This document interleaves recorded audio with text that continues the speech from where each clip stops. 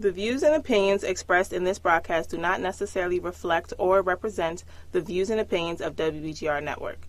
Any questions or concerns about what is said should be directed to the show host, whose information will be provided upon request.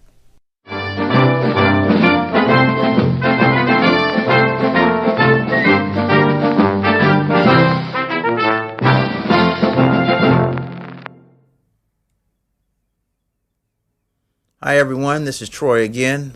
Let's talk money 2020.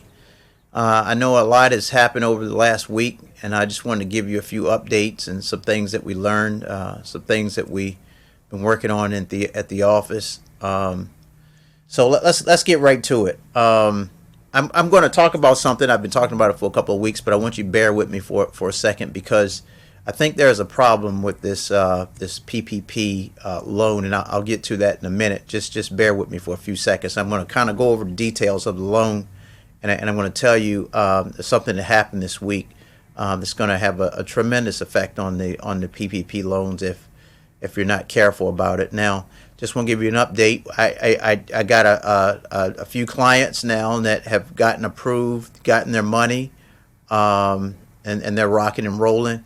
At least for now. I say that because I seriously think there's a problem unless something is done about it. But again, I'll get to that in a minute. So that's the good news. We got some people approved, and they got approved. They got approved relatively quickly, as I said before in other broadcasts. Look, try to stay away from the big banks. Just deal with the smaller banks. I'll probably just come on with a list of banks that you could actually use, and they're pretty good. At least the banks that we've had success with now. But as you know, this PPP loan, you take your payroll and your annual payroll, you divide it by 12 and so forth, and you multiply that by 2.5, and it gives you the amount of your loan. We've been over this several times. I don't want to bore you. Everybody's talking about the PPP loan. They're talking about everything regarding the stimulus checks. I'm going to try not to really talk about those things today because there's so much out there on these type of things. But I just wanted to really just go through the background of the PPP loan just for a second here. Just remember that you have to spend 75% of the money on payroll. The forgiveness part is just on the payroll. So you take from the time you're approved from the loan and you get funded, you got 8 weeks to actually spend the money on mainly payroll.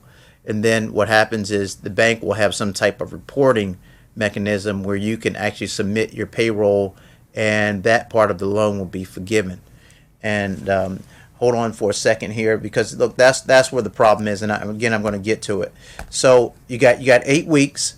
Now, as I mentioned last week, I don't think 8 weeks is long enough, because in 8 weeks from now we're still going to be in a rough economy. So I really believe they should have went to at least 16 weeks instead of the 8 weeks. It's going to take, for example, we're still in lockdown in Maryland here. So I think the restrictions are due to be lifted probably on the 15th or so of May, we're hoping. But as you see, if you got a payroll loan now, then what would happen is you'd have to really get your PPP loan, and then you would have to just continue for a while.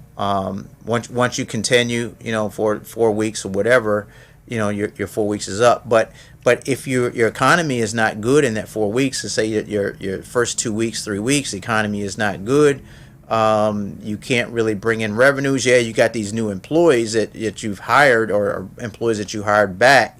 You have them, but the point is the economy is not rolling the way you want it to roll. So you actually got 1 to 3 weeks, or maybe 4 weeks of a depressed economy, where you just hired a few people, or more than a few if you got a bigger loan. You just hired a bunch of folks, but the economy is not there. The numbers are not there to really bring in the revenue. So I think that's going to be a problem, because not only will you not be able to maintain these employees after the 8 weeks, because the money is just not coming in, that after that 8 weeks period is over, you might have to just lay off these people, or do something else, make them become independent contractors or some other strategy. But as the weeks go by, we're going to be looking at really how you mitigate this short period of time in which you have to use this money, and the best way to actually use it. Everybody is talking about the PPP, but we're not talking about how to practically use the money. I think it's a better strategy, if you can, if you get approved, you get the money in your account, if you could hold off just a little bit before you start making those payroll costs to be forgiven. Maybe you wait another 2 weeks or something, and wait until the restrictions are really lifted off these jurisdictions, and maybe your sales numbers could actually come up at the same time. But just like any other environment in which we exist in business, hey, look, if the sales are not there, then no one's going to be in business. Yeah, you can have employees, you can have rents, and you can have all kinds of expenses, but if the sales are not there, then you're not going to be in business long. We're really solving one part of the equation with the expenses and the employees and the rents and so forth, but really things are not going to be the way we want them to be until the sales really picks up for everyone. And I think everybody that I've seen is experiencing a slowdown in sales. There's strategies you can do to really push that. The main thing is how much energy you're going to put into boosting those sales every day. If you work 8 hours a week, 8 hours a day, you might want to work 10, 12, 14 hours a day. You got to do whatever it takes to actually get yourself in a position where your company does not suffer. If you are you're doing 4 tasks a day, find a way to make it 10, 12, 30 tasks a day. If you make 5 calls a day to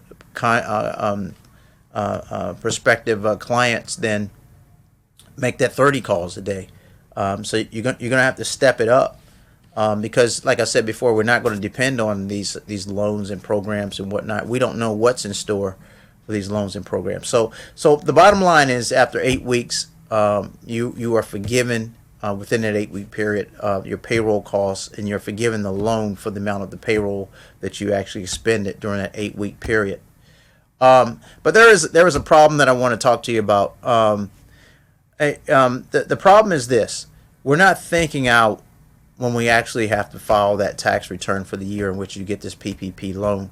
The IRS, for example, yesterday, Thursday, here in this is the first day of May, so the last day of April, they made an announcement that the portion that you do forgive on the loan, you cannot deduct that on your taxes.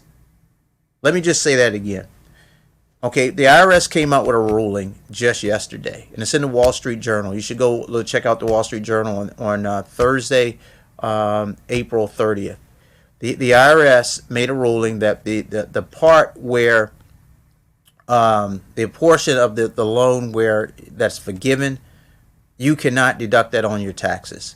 Now, what that means is you're going to be paying additional taxes, because you won't have that deduction. Let me just give you an example, and I'll talk through the example as opposed to putting it up on the board.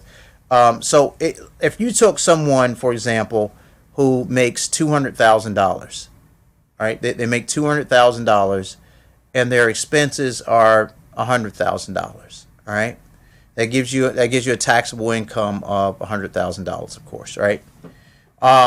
If you take that rate, just say we're going to say the tax rate is 30%, right? If you take the 30%, that comes up to $30,000 of tax, all right? So you started off with $200,000, $100,000 of expenses, and then you had taxable income of $100,000, and you took a tax rate of 30% on the $100,000. That's $30,000 in taxes. All right. Now let's consider that. Let's look at that situation and say you had $50,000 of PPP loans, and you were able to take the full deduction for those PPP loans. All right. So just a straight calculation, be $30,000 of tax. Now let's look at the same situation, and you take away that deduction. All right, so you start off with $200,000. Remember, you start off with $200,000 of income. This time, your deductions are $50,000, right? Because the $50,000 that you had forgiven cannot be deducted, so your deduction is $50,000. So that means you have what's left is $150,000, right? So you take that and multiply it by that same rate, 30%, then your tax would be $45,000. So in the first scenario in which the deduction was allowed, your tax was $30,000. In the scenario where the portion was forgiven was not allowed to be a deduction on your return, it's $45,000. It's a $15,000 swing. So essentially, you can look at it this way: the way the PPP loan is really set up. If you do the loan forgiveness portion, 100% is forgiven. You don't have to pay it back. So in this case, if you had, say, $50,000 of PPP loan, you can take $50,000 of wages and taxes and so forth, and you don't have to pay that portion of the loan back. All right, so the problem is going to be, if you look down the line, if you did not take the forgiveness portion, and if you don't take the forgiveness portion, it means you don't really spend it on payroll, then there's a 1% loan that you have to pay back. You have to pay the amount of money back plus 1%. So the interest rate on the PPP loan is 1%. Now, if you look at the reverse scenario where you take the loan, you actually spend the money on payroll and get it forgiven, but yet you cannot really put it on your tax return. You can't put that deduction on your tax return. Essentially, in our case here, then that loan becomes 30% because it's a 30% tax rate. So so the $50,000 that you cannot actually put on your tax return as a deduction, you're going to lose that deduction. That's going to cost you 30% of that deduction. So that loan, if you look at it in this regard, that loan it went from 1% or potential 1% to 30%, just like that. So in order to fix this, this rule has to be changed, and I hope that Congress is really serious about this, and they change it where you can actually take that deduction on your tax return. If not, then you're really lessening the positive effect that you would have on a PPP loan, because you're basically paying taxes you're paying higher taxes at the end of the year. But I don't think anybody is really thinking about this. We're really thinking about, okay, how do I get this money? But we're not thinking about, okay, what happens when we have to file that tax return. And as it stands right now, because of this IRS ruling, you will not be able to deduct the portion that you actually had forgiven off the loan. So got to be very, very careful about this, and we got to be loud about this, and we got to make sure that Congress goes back and changes this. This is a thing that I don't think that these PPP loans are really intended to do. I think it was really intended to actually forgive the loan, and that's it. And if you want to put the payroll on your taxes, then you can put those payroll deductions on your tax returns. This is really a game changer for a lot of people. If you were told you can't put that on just take someone whose payroll is, say, $200,000, $300,000. That's $200,000 and $300,000 that they will not be able to actually use as a deduction on a tax return. That is huge. That is a huge amount of tax, and it's a large enough amount of tax that you probably can't make up for it in other areas. Payroll is usually the largest expense in especially a labor-intensive business. So, you got to be careful with this PPP loan, especially if they don't change this ruling. So, that's what I wanted to talk about with the PPP loan. this week. And like I said before, there's a lot of things out there on online, but I want to talk about the things that really folks are not focused on, things that we really need to zero on and make sure we understand before we actually sign those loan documents. But as we all know, that there'll be many of people who really will not get that PPP loan, either because the money dries up, because the banks are not doing what they're supposed to do, or some other case that paperwork is not ready. I mean, it's not sufficient, or they just simply don't qualify for one of these loans. And as I mentioned on previous broadcasts, I'm going to mention this again. There's also relief for people who really can't get those loans, and I'm gonna run through those again. And I think on the next broadcast I'll get into these a little deeper. And there are some other strategies that I don't have time for today, but there are some other strategies that we can use to really help ourselves during this time and really bring to bear a lot of tax advantages that were a part of the new laws that were passed.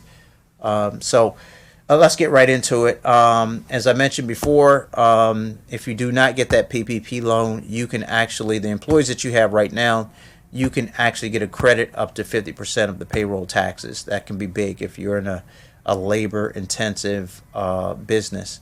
50% of the payroll taxes you can get as a credit. It's not a loan in your hands, but it is money that you wouldn't have to pay out. So you could get the credit for just paying those having those employees and having 50% of the payroll taxes in a situation where you don't really have to pay for it at all. That's a huge benefit, especially if your payrolls are really large. So I would not go to sleep on this. And the thing is, you can only do one or the other. You can take one of these strategies here or take the PPP. You cannot take the PPP and do these same strategies at the same time. That would be a heck of a break if you could, but you cannot do that. And then the law is very specific about this. The second thing is the employer side of the payroll taxes. You can actually defer paying those payroll taxes up to 2 years. So you'll have 2021, and 2022 to actually, end of those years, to actually make any payroll taxes that you have to pay. You can actually defer those out for another 2 years. You can pay half of them in 2021, or you can wait until 2022 and actually make all the payments then if you wanted to. Totally up to you. The NOL carrybacks are 5 years now. So it's a situation when you have a corporation, you had positive gains and you get wiped out this year, you can go back and claim refunds. So this is actually cash that you can get if you paid taxes in the past.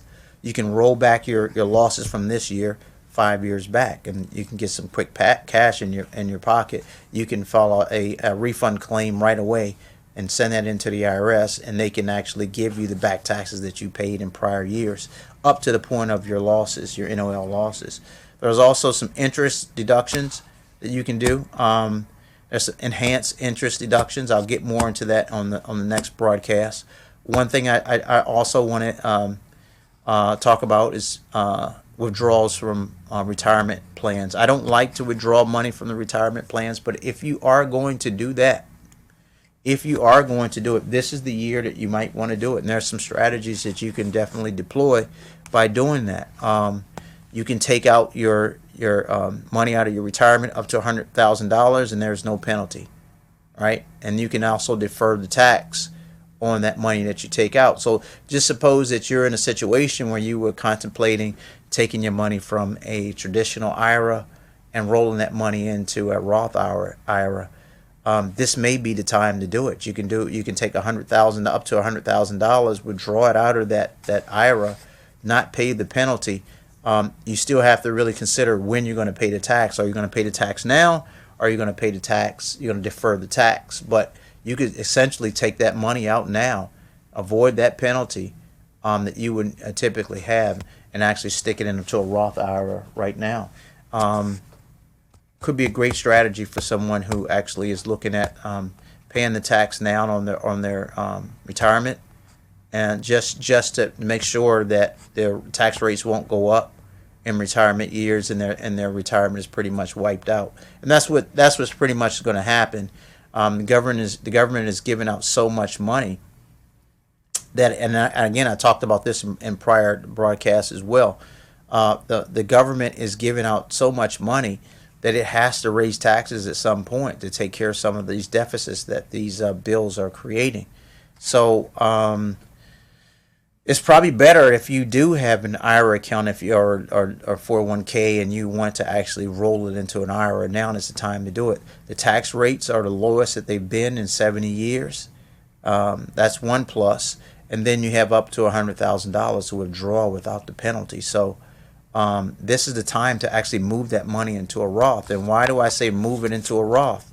It's because we always think that the tax rates are going to be much, much cheaper, much lower in future years. I don't see that, and I don't think most experts see that happening. There was a time in this country where I think it was around the World War II era that your tax rates were like 94%.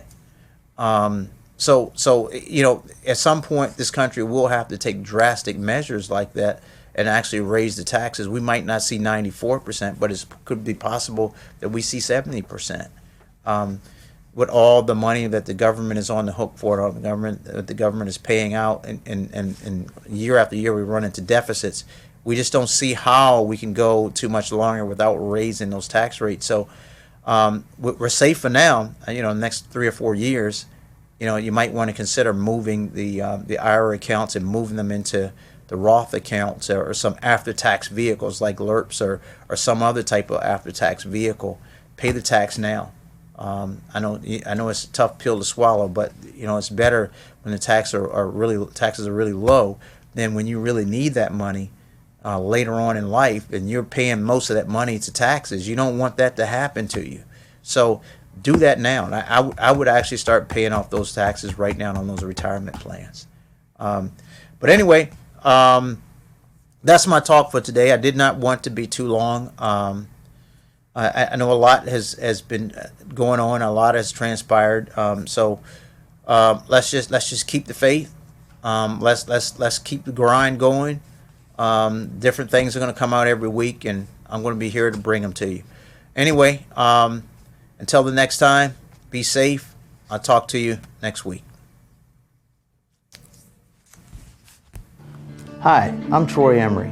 Here at TD Emory & Associates, we offer a wide variety of business tax services for small and large companies, including corporations and partnerships, nonprofits, and real estate taxation. Also, we offer audits, compilations, and reviews. Let our knowledgeable staff at TD Emory & Associates help you optimize your tax benefits today. Dependable, accurate, trustworthy. TD Emory & Associates. Dependable, accurate, trustworthy. TD Emory & Associates. What is this? The IRS? We know that your tax preparation requires more than just the basics. Hi, I'm Troy Emory, and I've spent my entire professional career helping taxpayers in a variety of tax issues.